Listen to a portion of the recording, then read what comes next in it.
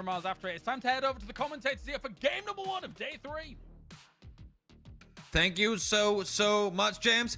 Hello, everyone. Toby here, joined by Hypok as we've got game number 11 popping off here. Simple playing path. Hypok, not too much to worry about. No, it shouldn't. Everything should be achievable here. Not really expecting too many overlaps from this, maybe towards the northeast and the southwest. But again, the drop for vehicles should solve that in itself. But just to come back to, I absolutely love the banter with the fantasy teams. By the way, what a fantastic segment to open it here. It is a lot of fun. It is a lot of fun. Not gonna lie. It creates that rivalry within rivalries that is already going on, of course, unfolding before our eyes here. We have been, I suppose, lucky in that we haven't had a whole lot of hot dropping, a whole lot of vehicle contesting going on through the first 10 games. I would be surprised to see that change unless if we get some really obscure plane paths that forces teams to land on top of one another for vehicles, as you were talking about before as well. But this time around doesn't really seem like any of that is going to happen either. People are landing close, but again, I mean, once you've had that one game where nothing goes wrong, usually it won't happen again either. For sure, yeah. And I mean, the big influences here are obviously plane path and maybe a little bit of leaderboard, which isn't really relevant just yet. But and a car piece is what cover they will have to work with. I think they either heard or saw a face member on the other side. Order now in the meantime finding ends. Oh, actually finds both of them. They got to wrap around. They heard Squeaky. I mean, obviously saw him early, and now they sat up and waited for them to come on through. Smart play from Footballers once again, and they're making aggressive play off of this. They should be able to push through here, get some damage to try and follow up on Tiksu, but let's get the med off here. Rustenmar's got to find a position here to help him out. Might actually be able to catch this Rappy. You can see he's finding the low position, Toby. Very good flank underneath. Obviously, the knock players will probably get that info across. Tiksu finds one, Rustenmar finds the other. Damage comes through in return, but Tiksu finding one more. Just one more player left alive on the hilltop. Will they fall apart? What? Yes, they will. Ends. Just 2 players up, but that's all it needed to take out Footballers. Impressive play. Tiksu, Rustenmar working well together on that one. What a swing. I think a big part of Entropic making their way in there is to avoid what we're seeing here. Like, exactly. They know it might be risky, but we do not want to be part of the cluster that is when the next 6 teams are trying to rotate on in. So let's beat them to it and then make some space inside the circle for yourself a nail-up! Could you stop for a second? Give these people a chance, damn it! Dude, he is literally shooting laser beams. That is crazy. He is so He don't miss. good. He don't miss. He doesn't. He doesn't. It's insane. In the meantime, well, Vex and Snakes don't miss either. Team Rage, we saw earlier, they didn't have a whole lot of cover to utilize, and unfortunately, the smokes ain't blocking nade damage, so Team Rage in trouble as the bombardment continues from up the hillside.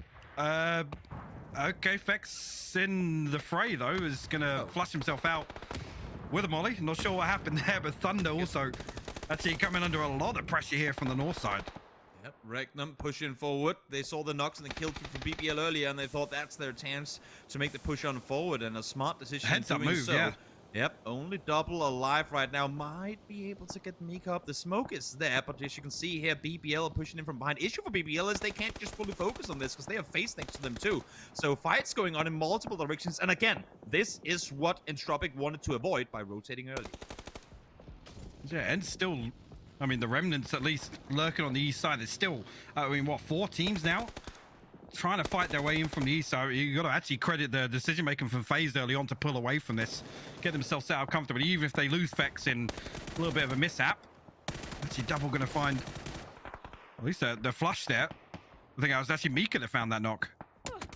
Get the salvage what you can, and Na'Vi, well, they didn't get the last circle, but this one swung straight back into the compound, so able to stay where they are, at least for now. Tiksu in the meantime, single player on his feet, 4 ends, down to just 1 HP before, but able to stay put. Ketba over the top, took down Squeak, and Tiksu now realizing that he's got opponents on both sides, so gotta commit to one play, spots the rest. Nicely done.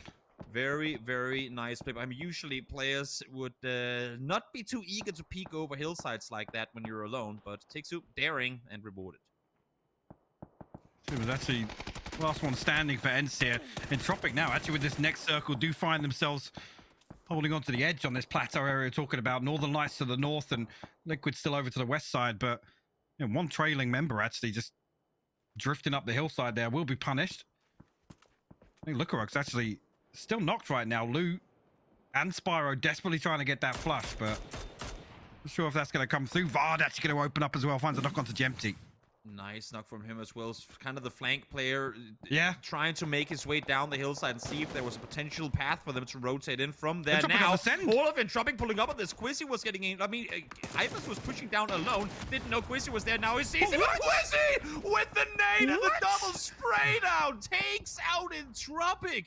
Finds the first, the second right there to follow. Already had a nade thrown. And what a Was that a pre-nade? It was. He threw it before they came in. What a way to take him down. Solo player up against the current first place team. I mean, that's all on the back of that pressure from the Northern Lights are able to create on the north side. It forces Entropic into desperation mode. They try and send it down to the Wizard, and Quizzy, man, stands strong. What a wipe. That's insane. Also, I mean, they're literally playing a 3-1 split. You would not expect the Solo getting engaged on to be the one holding out Entropic, but Quizzy, he ain't gonna give that Wizard tower up easy. Takes her in the meantime. Will go down. Correxy gets the nade on in, takes out Ensign 10th. Actually, Northern Lights find themselves in the most space here. Double actually going to find the last kill onto Regnum. It's going to clear a lot more of this space as well. Actually, Double should be picked up as well. You can see Heroic, at least on the minimap, sending shots this way. I mean, it's going to be Northern Lights or Heroic. No, it's not. It's Diggory. Yeah. Diggory was knocked a moment ago. He's just been rezzed, and he's the one that finds that kill. Might as well add a third to it. Quizzy, well, he ain't done yet. He knows he's a solo player. Might as well see if you can find some more damage now that you started out by taking out the first place team. Now, in the meantime, trying to make the run forward. Jeemzz ain't gonna allow for that to happen. So, Liquid now aware that they have at least some sort of space to move down from the west. Issue is, because no one's there, I would say, to engage on the compound that Navi is in, the triple stack there, they have been allowed to spread out and take control, and that's gonna make it so difficult, if not near impossible, for Liquid to on foot make the run down from the hillside. And the problem being, I mean, it's causing problems for Howl as well. The fact that there's no pressure coming towards the compound, it means that they can just spread out, find these open angles, as Howl are just desperately trying to survive in the valley. There's no option for them to really make a play on the compound at all. And look at that. An example. Yeah, we'll combine. Just one left to find.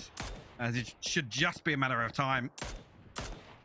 Sample does go down, but they do find the kills here. I mean, Na'Vi, their ability to, you know, I mean, spot something, make a decision, engage on it, and execute it, and finish that fight. It happens so fast. Like, they found 3 of those knocks, and there's no way for Howl to respond, because by the time they hear the first bullet, they've already lost 2 players. So Na'Vi executing fast. They've done it 3 times this game already, and that's what's allowed for them to maintain the amount of space that they have now, because there's been no chance for other teams to third party. The fight has been over before it started. Absolutely, and this is ahead of the circle as well. They're so proactive in terms of making sure that they're relieving all of these kind of threats that are lingering before the, you know, Liquid have to come down off Potato, Phaser force any further in. I don't think they have great knowledge of exactly what's left on Heroic, but at least they're going to know from the kill feed. There are still 2, potentially 3 teams that are going to have to come this way eventually. Yeah, this is the first time in a while we've had a 5 teams left alive, all of them the invited teams.